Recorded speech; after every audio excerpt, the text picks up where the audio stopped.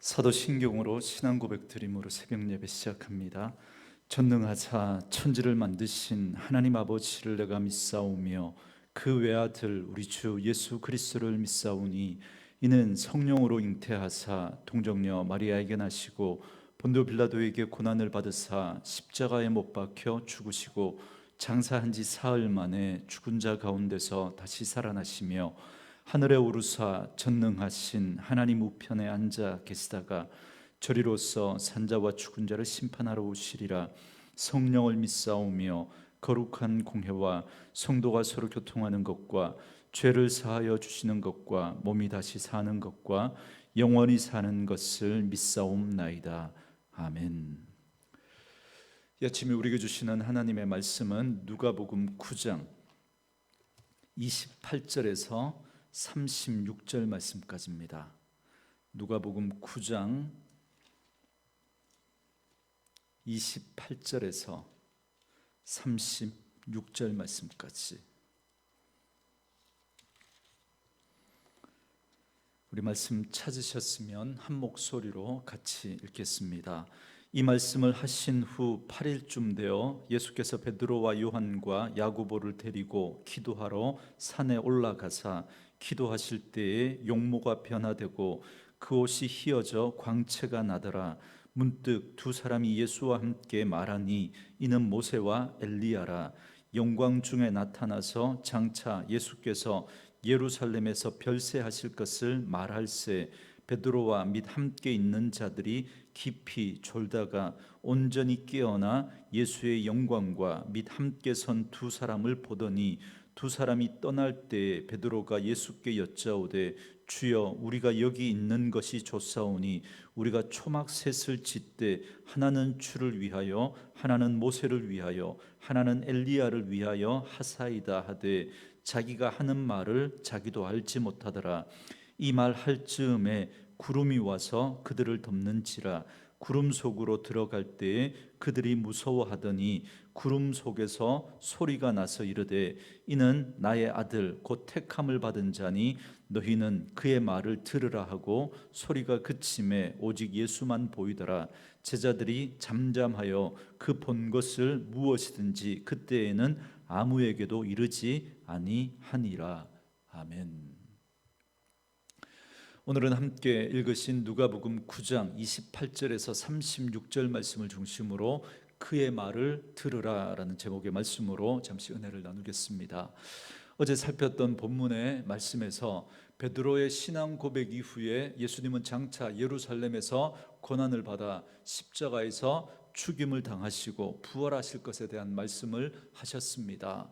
그리고 제자들에게는 자기를 부인하고 자기 십자가를 지고 주님을 따르라고 말씀하셨습니다. 그리고 나서 마지막 27절 말씀에서 내가 참으로 너희에게 이르노니 여기 서 있는 사람 중에 죽기 전에 하나님의 나라를 볼 자들도 있느니라 이렇게 말씀하셨습니다. 그래서 오늘 말씀은 어제 27절 말씀에 대한 응답으로 이 12 제자들 가운데 베드로와 야고보와 요한에게 하나님의 나라, 그러니까 하늘의 영광을 나타내시는 장면입니다. 그래서 28절 말씀에 이 말씀을 하신 후 8일쯤 되어 예수께서 베드로와 요한과 야고보를 데리고 기도하러 산에 올라가사 그럽니다. 그러니까 베드로의 신앙 고백이 있은 지 8일쯤 지나고 난 시점인 거죠. 아마 그동안 제자들 사이에는 예수님이 하신 이 십자가의 고난과 죽음 그리고 부활에 대한 이 말씀을 놓고 서로 설왕설래하지 않았겠습니까? 왜냐하면 그들은 지금까지 한 번도 들어보지 못했던 그 말을 들었거든요. 그래서 주님이 하신 그 말씀의 뜻과 진의를 제대로 이해하지 못했을 거고, 그리고 그 이야기가 적지 않게 그들에게는 당황스러웠을 겁니다. 자, 이렇게 8일 후에 예수님은 베드로와 요한과 야고보 이 세 명을 데리고 기도하러 산에 올라가셨습니다. 어떤 산인지는 중요하지 않습니다. 갈릴리 근방의 어떤 한 산이었겠죠. 그러니까 사람들이 잘 다니지 않는 한적한 인적이 드문 곳에 예수님은 여느 때처럼 기도하러 산에 올라가셨던 겁니다. 그런데 예수님께서 기도하실 때 놀라운 일이 벌어집니다. 29절 말씀에 기도하실 때 용모가 변화되고 그 옷이 휘어져 광채가 나더라 그럽니다. 그러니까 예수님이 기도하시는데 갑자기 용모가 변화되고 옷은 휘어져서 광채가 나기 시작하는 겁니다. 너무나 영광스러운 모습을 그들이 목격하게 되는데 이건 예수님이 원래부터 가지고 계셨던 영광이었습니다. 그런데 육신의 몸을 입고 이 땅에 오셔서 그동안 그 영광을 가리고 계셨던 거죠. 그런데 예수님은 지금 하나님의 영광과 동일한 그 영광을 드러내 보이고 계셨던 겁니다. 그래서 병행구절인 요한복음 1장 14절에서는 이렇게 말합니다. 우리가 그의 영광을 보니 아버지의 독생자의 영광이요 은혜와 진리가 충만하더라 그러면서 예수님의 그 영광을 그렇게 표현하고 있습니다. 그러니까 예수님의 영광은 하나님 아버지의 영광이었던 겁니다. 그 영광이 너무나 찬란하게 빛나서 얼굴뿐만 아니라 입고 있던 옷까지도 빛이 나고 있었던 겁니다. 그런데 연이어 또다시 놀라운 일이 벌어집니다. 30절에 보니까 문득 두 사람이 예수와 함께 말하니 이는 모세와 엘리야라 그럽니다. 그렇게 예수님의 영광에 놀라고 거기에 도취해 있는데 그런데 갑자기 모세와 엘리야까지 나타나게 된 겁니다. 그런데 구약에 수많은 그런 믿음의 사람들이 있는데 왜 특별히 모세와 엘리야일까요? 여러분, 모세와 엘리야는 구약을 대표하는 인물입니다. 그런데 구약은 크게 율법과 선지자로 나눕니다. 그래서 신약 성경에 보면 구약을 가리켜서 율법과 선지자의 글에 이렇게 표현하는 그 표현들을 우리가 자주 보지 않습니까? 그런데 그 율법을 대표하는 사람이 모세입니다. 그럼 선지자는 누굴까요? 바로 엘리야인 거죠. 그런데 재밌는 건 이 두 사람이 다 하나님의 산에서 하나님의 영광을 직접 경험했던 사람이라는 겁니다.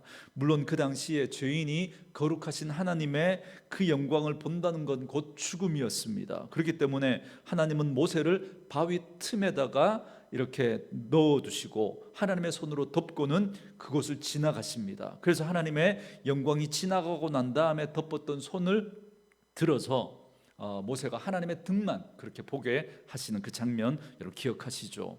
그리고 엘리야는 하나님이 지나가시는데 큰 바람과 지진과 불 가운데도 하나님은 보이지 않다가 세미한 음성 가운데 그 하나님을 만나게 됩니다. 어쨌든 이 두 사람은 다 거룩하고 영광스러운 하나님의 영광을 경험했던 사람들입니다. 그래서 지금 이곳 변화산에 이 구약의 율법과 선지자를 대표하면서 동시에 하나님의 영광을 경험했던 모세와 엘리야가 나타났던 겁니다. 그러니까 이건 구약의 율법과 선지자들이 가리키고 증거하고 있었던 것이 다름 아니라 누구라는 겁니까? 예수님이라는 걸 말씀하고 있는 겁니다. 뿐만 아니라 동시에 구약에서 말한 그 하나님의 영광이 바로 예수 그리스도였다는 겁니다. 그래서 그 하나님의 영광을 경험했던 모세와 엘리야 두 사람을 등장시켜서 그 하나님의 영광이 바로 예수 그리스도의 영광이라는 걸 또한 증거하고 있는 겁니다. 그렇기 때문에 이 변화산 사건도 계속해서 누가복음이 던지고 있었던 질문 뭐였죠? 예수님이 누구인가라고 하는 그 질문에 대한 답을 우리에게 알려주는 사건이 바로 이 변화산 사건인 겁니다. 자, 이렇게 모세와 엘리야가 나타나서 예수님과 이 대화를 이렇게 나누고 있었는데요, 31절 말씀에서 영광 중에 나타나서 장차 예수께서 예루살렘에서 별세하실 것을 말씀하실세 그럽니다. 그러니까 이 세 분이 나눈 대화의 내용이 뭐냐면 별세, 그러니까 예수님의 죽음이었다는 겁니다. 그런데 여러분, 이 별세라고 하는 이 단어는 그냥 죽음만을 의미하는 게 아닙니다. 여러분, 이 별세가 헬라어로 어떤 단어냐면 엑소도스라고 하는 단어입니다. 엑소도스. 여러분 많이 들어보셨죠? 탈출, 구출 혹은 구원이라고 하는 그런 의미가 함께 담겨져 있는 단어가 바로 엑소도스입니다. 죽음뿐만 아니라 탈출, 구출, 구원이라는 의미가 함께 내포되어져 있는 거죠. 그러니까 단순한 죽음이 아니라 예수님의 그 죽음을 통해서 죄 가운데 빠져 있는 우리를 마치 애굽에서 종살이하던 이스라엘 백성들을 출애굽하시던 것처럼, 엑소도스 하시던 것처럼 그렇게 우리를 죄에서 끄집어내어서 구원해 내실 것에 대한 그 이야기를 지금 하고 계셨던 겁니다. 그렇기 때문에 예수님의 십자가의 고난과 죽음을 통한 이 구원이 바로 구약에서부터 계속해서 증거하고 있었던 하나님의 구원 계획이었다는 거예요. 이 예수님께서 이렇게 이 정치적으로 내몰려서 잘못해서 그렇게 뜻하지 않게 십자가를 진 게 아니라 이건 처음부터 구약에서부터 계속해서 그렇게 증거하고 있었던 하나님의 구원 계획이었다는 걸 분명하게 말씀해 주고 있는 겁니다. 그런데 32절에 보면 베드로와 두 제자는 졸다가 이 변화된 예수님과 모세와 엘리야를 보았던 겁니다. 이들은 예수님의 십자가와 고난과 죽음에는 관심이 없습니다. 신비한 기적에 거기에 마음이 온통 다 빼앗겼던 겁니다. 그런데 신비한 광경을 보면서 황홀경에 빠져 있는데 이제 모세와 엘리야가 떠나가려고 하니까 베드로가 이렇게 말합니다. 33절 말씀에 두 사람이 떠날 때에 베드로가 예수께 여짜오되 주여 우리가 여기 있는 것이 좋사오니 우리가 초막 셋을 짓되 하나는 주를 위하여 하나는 모세를 위하여 하나는 엘리야를 위하여 하사이다 하되 자기가 하는 말을 자기도 알지 못하더라 이렇게 말합니다. 그러니까 베드로는 그 신비한 경험을 직접 경험하면서 그게 너무 좋았던 거죠. 너무. 그래서 주여 여기 있는 것이 좋사오니 그렇게 말합니다. 무슨 말이죠? 베드로는 이렇게 하늘의 영광스러운 이 자리에 자기가 있다는 게 너무 좋았던 거예요. 그래서 그 하늘의 영광을 보면서 황홀경에 빠져서 그냥 거기에 눌러 앉아 살고 싶었던 겁니다. 그러니까 베드로는 아직도 예수님이 누구이신지에 대해서 너무나 무지하기만 한 겁니다. 너무 모르고 있는 거예요. 모세나 엘리야를 통해서 구약의 그 율법과 선지자의 그 글들이 증거하고 또 예언하고 있는 그 메시아가 바로 예수님이라는 사실을 그는 제대로 깨닫지 못하고 있는 겁니다. 그렇기 때문에 얼마 전에 있었던 베드로의 그 신앙 고백도 마태복음에서는 분명하게 이 사실을 알려주고 있죠. 베드로 자신이 고백했던 게 아니라 이를 알게 한 건 하나님인 거예요. 성령이 깨닫게 해주셔서 그런 놀라운 고백을 그가 했던 거지 베드로가 깊은 깨달음이 있어서 했던 고백이 아니라는 걸 우리가 여기서도 알 수 있습니다. 뿐만 아니라 그 베드로의 고백을 들으시고 주님을 따라 살아야 할 그 제자들의 삶에 대해서 분명하게 말씀하셨음에도 불구하고 베드로는 그것도 이해하지 못하고 있었던 겁니다. 제자들은 이 땅에서 안전한 초막을 짓고 사는 사람들이 아닌 거죠. 자기를 부인하고 자기 십자가를 지고 주님을 따라가야 할 그런 사람들인데 여기에 초막을 짓겠다는 거예요. 여기에 물론 자기를 위한 초막이 아니라 이 초막 셋이 누구를 위한 거예요? 예수님과 모세와 엘리야를 위한 초막이라고는 하지만 그러나 여러분 잘 보셔야 됩니다. 잘. 그게 결국은 자기를 위한 초막인 거예요. 자기를 위한. 여러분 자기를 부인하지 않는 믿음은 딱 이 수준입니다. 모든 종교들이 다 그래서 그런 거죠. 굉장히 자기 중심적인 겁니다. 그들은 겉으로는 신을 위하고 신을 섬기는 척 그렇게 합니다. 그런데 더 깊이 들어가 보면 그 신을 섬기는 목적이 결국은 그 신을 통해서 내가 원하는 거, 내가 만족하는 그런 것을 얻어내려고 그렇게 하는 거예요. 그래서 결국 그 중심에는 자기가 있는 거죠. 그래서 이 베드로가 이야기하고 있는 이 초막도 결국은 예수님과 모세와 엘리야를 위한 게 아니라 자기를 위한 거였던 겁니다. 철저하게 죄의 특징인 자기중심적인 이기적인 모습이 여러분 이 속에도 들어가 있는 겁니다. 그렇기 때문에 지금 베드로가 여기가 좋사오니 여기가 좋으니까 떠나려고 하는 이 모세와 엘리야를 붙잡고 주님과 모세와 엘리야를 위해서 초막 셋을 짓는 건 굉장히 자기중심적인 불신앙이었던 겁니다.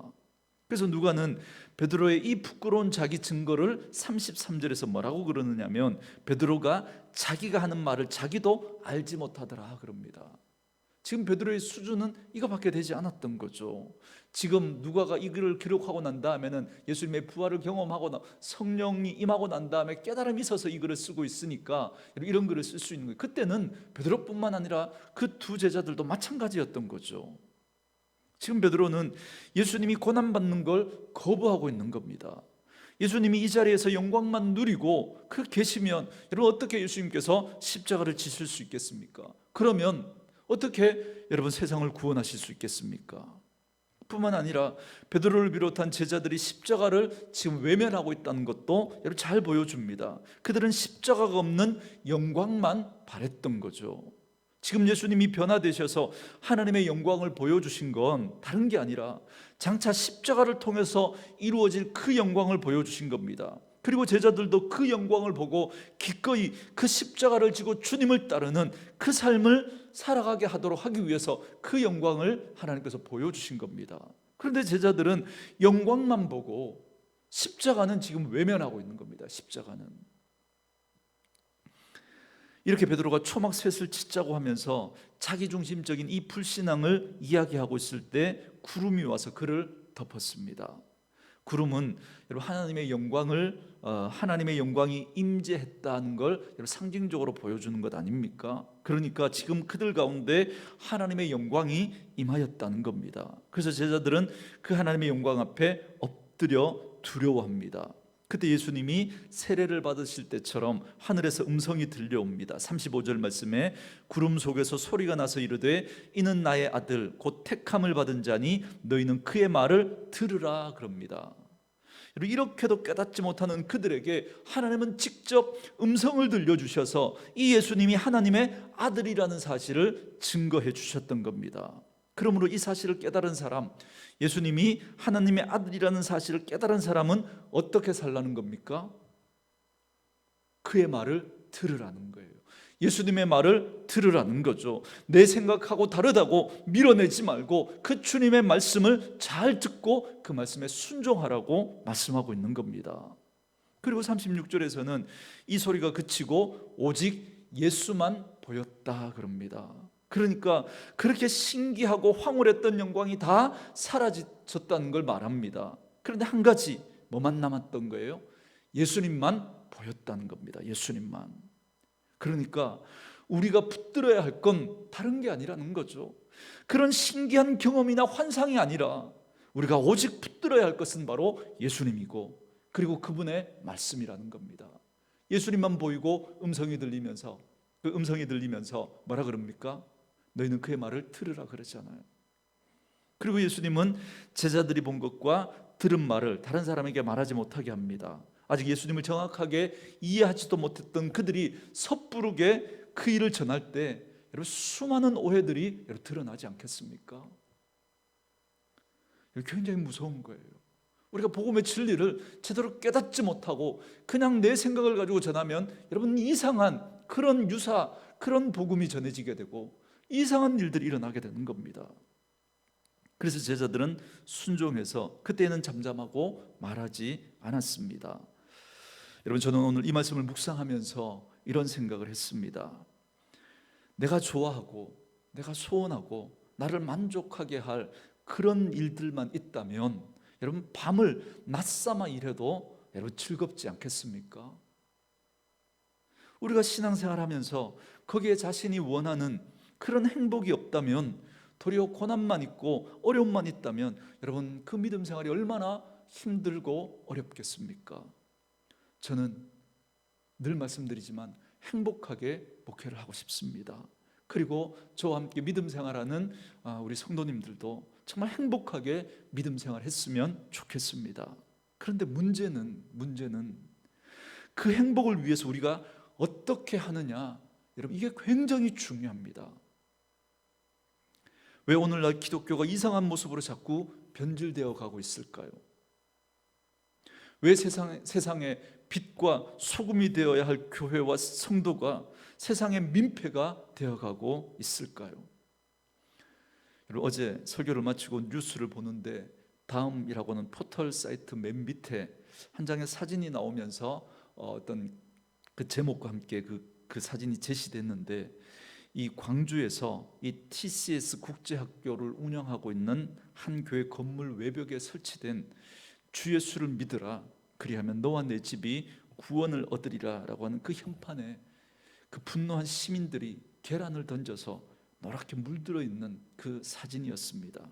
그리고는 누군가 그 사진을 게시하면서 제목을 이렇게 올려놓은 겁니다. 주 예수를 믿으라 그리하면 너와 내 집이 코로나를 전파하리라.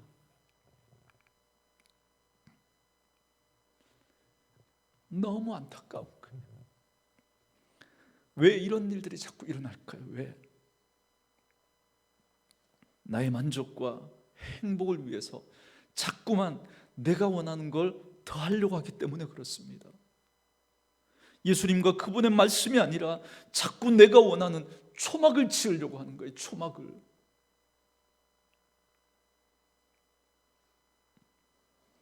그래서 그것으로 내가 원하는 것을 얻어내고 나의 만족을 구하려고 하는 겁니다. 아니요, 우리가 붙들어야 할 것은 오직 예수밖에 없습니다. 그래서 다 사라지고 오직 예수만 보였던 겁니다. 그리고 오직 그의 말을 들으라고 말씀하고 있는 거예요. 그렇기 때문에 우리는 오직 예수님과 그분의 말씀만 붙들고 여러분 우리 속에 그분으로, 그분의 말씀으로 채워야 합니다. 그래서 예수님의 생각과 내 생각이 점점 가까워질 때, 그래서 예수님의 생각이 내 생각이 되고 내 생각이 예수님의 생각이 될 때 비로소 진정한 행복을 얻을 수 있는 겁니다. 예수님이 아닌 다른 것을 자꾸 가지고 와서 자꾸 다른 초막을 지어서 내가 원하는 것을 거기에 덧붙여서 그렇게 예수를 믿으려고 하니까 자꾸 이상한 기독교가 만들어지는, 유사 기독교가 만들어지는 거예요. 여러분, 그것으로 우리의 진정한 행복을 얻을 수가 없습니다. 말씀으로 이 하루를 시작하는 저와 여러분에게 오늘도 그 예수님으로 그리고 그분의 말씀으로 채워지는 은혜가 있기를 원하고, 그래서 예수님이 주시는 행복을 누리며 살아가는 그런 분들 되어줄 수 있기를 주님의 이름으로 축원합니다. 오늘 주신 말씀을 생각하면서 우리 찬양 들으시고 함께 묵상하시면서 기도하는 시간 갖겠습니다.